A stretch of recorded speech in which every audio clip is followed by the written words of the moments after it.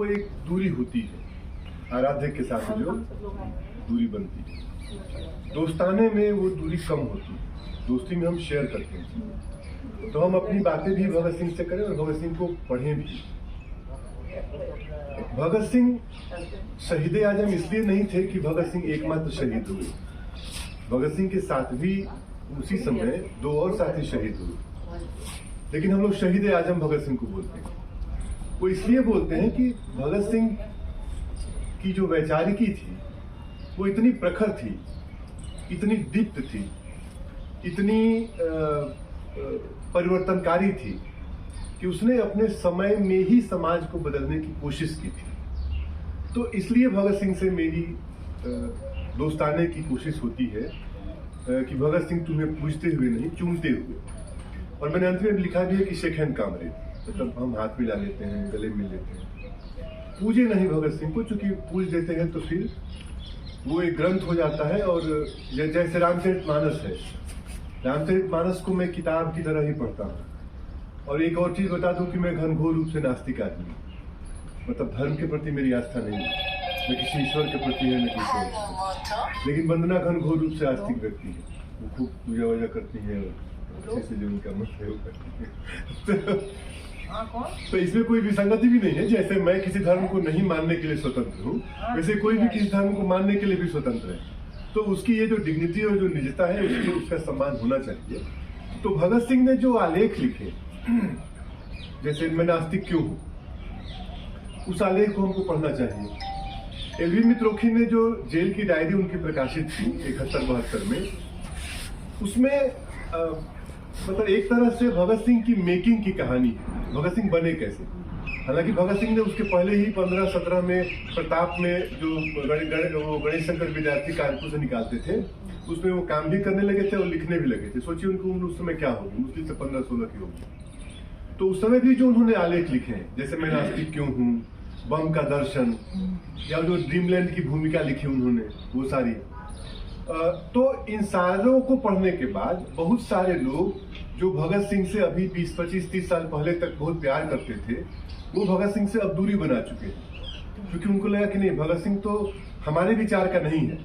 इनका जो राष्ट्रवाद है, जो विभाजनकारी राष्ट्रवाद है, वो भगत सिंह का राष्ट्रवाद नहीं था। भगत सिंह का राष्ट्रवाद तो जनवादी राष्ट्रवाद। और जो उन्होंने नौजवान जनवादी सभा बनाई थी, उसका जो मेमोरेंडम देखेंगे आप, तो ठीक वही मेमोरेंडम है जो 1930 में वो जो लाहौर और उसके बाद में जो कराची कॉन्फ्रेंस हुई, उसमें जो मोतीलाल नेहरू और उसके बाद जवाहरलाल नेहरू और सुभाष चंद्र बोस बना रहे थे। और 30 में जिस कराची कांग्रेस का अधिवेशन हुआ था, उसमें हम मानते हैं कि विचारों की जो टकराहट थी, भगत सिंह और गांधी और बोस और नेहरू और अम्बेडकर और इस तरह की, तो 30 में जो कॉन्फ्रेंस हुई, उसमें जो घोषणा पत्र पारित हुआ, उसे तैयार किया था नेहरू और सुभाष चंद्र बोस ने। जो हम मानते हैं कि नेहरू और सुभाष चंद्र बोस एकदम कट्टर दुश्मन थे, जो अब व्हाट्सएप यूनिवर्सिटी बता रही है। तो हकीकत इससे अलग है, क्योंकि हमको मूल टेक्स्ट की ओर जाना पड़ेगा। और गांधी जो अहिंसा के इतने बड़े पुजारी थे, उन्होंने उस अध्यक्षता की उसकी, और उसमें उस घोषणा पत्र में क्या था कि हर भारतीय को अपने पास अस्त्र शस्त्र रखने का अधिकार होना चाहिए, है ना।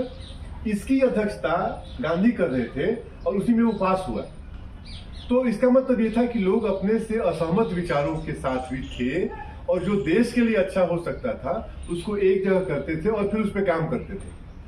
और ये गांधी क्यों इस पे सहमत हुए? क्योंकि 1857 की क्रांति में जब अंग्रेजों ने दमन शोषण चालू किया, तो भारतीय जिनके पास अस्त्र थे, उन्होंने उसका विरोध किया। उसके बाद अंग्रेजों ने इसे बैन कर दिया कि कोई भारतीय अस्त्र नहीं रखेगा, वो केवल अंग्रेज रखेंगे। तो ये तो एक तरह के अत्याचार था, तानाशाही थी। तो इसलिए गांधी उस प्रस्ताव में सहमत थे। तो भगत सिंह से दोस्ताने का मेरा आशय और आग्रह यही है कि भगत सिंह ने जो लिखा है, जैसे चमन लाल ने उस पर बहुत अच्छा काम किया, जो दिल्ली विश्वविद्यालय के बहुत सीनियर प्रोफेसर रहे, उन्होंने भगत सिंह और उनके साथियों के दस्तावेज भी प्रकाशित किए। बहुत सारी संस्थाओं ने छोटी छोटी बुकलेट्स उनकी प्रकाशित की। तो हम उनके आलेखों को पढ़ेंगे, उनके विचारों को पढ़ेंगे, तो पता चलेगा कि आज का जो जनवादी, समाजवादी और जो भारत है वो कैसा होना चाहिए। यानी भगत सिंह के सपनों का भारत क्या था, मतलब आइडिया ऑफ इंडिया क्या था, उसको लेकर के जब हम देखेंगे तो वो बहुत प्रगतिशील, बहुत जनवादी और बहुत क्रांतिकारी मैं कहूँ। और सबसे बड़ी बात क्रांतिकारी में उसको बोलता हूँ कि जो परिवर्तनकारी हो, यानी जो समाज जैसा है, जो स्थिति है उसको बदलने के प्रति सोचे, कैसे बदले उसके टूल्स भी तय करें कि वो होंगे क्या। जैसे पहले तो ये स्वीकार करना बहुत महत्वपूर्ण है कि जो है वो गलत हो रहा है, तभी तो हम उसे बदलने की कोशिश करेंगे। तो जो है वो गलत है, ये सबसे पहले तो बुद्ध ने बताया। जो वो सवाल कर रहे थे कि नहीं, ये नहीं है कि कोई जन्म से महान होता है और कोई जन्म से बहुत क्षुद्र होता है। तो इस हमारी सभ्यता में बुद्ध ऐसे पहले व्यक्ति थे। हालांकि उपनिषदों में ये सवाल हो चुका है कि सर्वश्रेष्ठ कौन है, क्योंकि अपना जो हिंदू धर्म है, जिसे हम सनातन धर्म बोलते हैं, उस धर्म में मैं भी हूँ। हालांकि उस धर्म की किसी चीज से मेरी रुचि नहीं है, क्योंकि किसी धर्म की किसी चीज से रुचि नहीं है, नहीं तो मैं अब तक इस्लाम या बौद्ध या कोई और कबूल कर चुका होता है। लेकिन उसमें भी वही सारी बातें। तो अब मैं इसमें क्या कर सकता हूँ कि मेरे माता पिता हिंदू थे, मैं इसमें क्या कर सकता हूँ कि मेरे माता पिता भूमिहार और ब्राह्मण थे।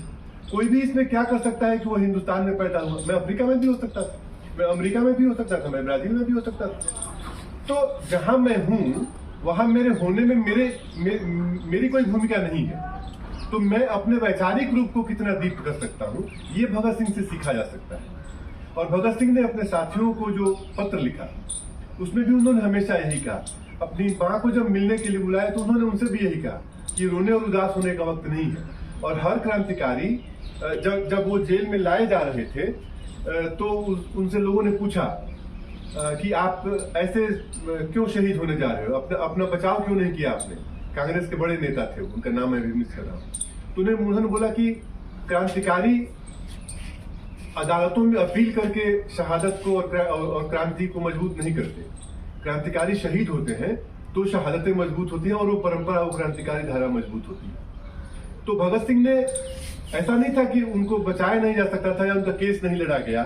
और उन्होंने खास तौर से नेहरू और सुभाष चंद्र बोस को धन्यवाद दिया है कि उन्होंने मेरे केस में गहरी रुचि ली। तो ये जो झूठ फैलाया गया कि कांग्रेस का कोई व्यक्ति भगत सिंह से मिलने जेल में नहीं गया था, ये सबसे बड़ा झूठ है जो व्हाट्सएप यूनिवर्सिटी फैला रही है और हमारे तमाम बड़े नेता भी फैला रहे हैं। तो मेरा बार बार उस लेख को आग्रह यही है कि हम भगत सिंह के मूल दस्तावेजों तक जाएं और पढ़ें। दुर्गा भाभी को उन्होंने जो पत्र लिखा वो मैंने यूट्यूब पर भी पढ़ के डाला है, बात पे बात चल रहा है। उन्होंने साथियों को जो पत्र लिखे उसमें भी डाला है। तो हमेशा उन्होंने नए भारत की कल्पना की है, जो जाति पर, धर्म पर मैं नास्तिक क्यों हूँ। इतना बढ़िया आलेख है। उन्होंने कहा कि आपने कहा कि ये लीला है भगवान की कि इतने लोग मर जाते हैं, भूकंप आता है, युद्ध आते हैं, इतने लोग मर जाते हैं, तो ये प्रभु की लीला है। और आप ऐसे प्रभु को मानते हो जिसकी लीला इतनी खतरनाक है, तो जिसका क्रोध होगा वो कितना खतरनाक होगा यार। तो ऐसे प्रभु को क्यों मानना जिसकी लीला इतनी विध्वंसक है। तो अगर वो क्रोधी हो जाए तो फिर उसका क्या होगा। तो उन्होंने बहुत तर्कों के साथ अपनी बात रखी है। तो हम जिस भी धर्म को माने, जिस भी विचार को माने, उसके पीछे रैशनल्स अगर है तब तो कोई दिक्कत नहीं है। लेकिन हम सिर्फ इसलिए मान लें कि वो कही गई बात है और मानते रहे, तो इसमें थोड़ी सी प्रॉब्लमेटिक है, क्योंकि हम तो सोचने विचारने वाले लोग हैं। तो हमें क्वेश्चन करना चाहिए अपनी परंपरा पर भी, अपने धर्म पर भी, अपनी स्थिति पर भी, अपनी हैसियत पर भी, अपनी जाति पर भी, अपने धर्म पर और तमाम जो परंपराएं हैं। क्योंकि परंपराएं बुरी नहीं है, हम उसमें से कितनी प्रगतिशील परंपराओं को चुन के ले आते हैं, ये बहुत महत्वपूर्ण है। जैसे होलिका पर मैं आता हूँ, ये इतिहास का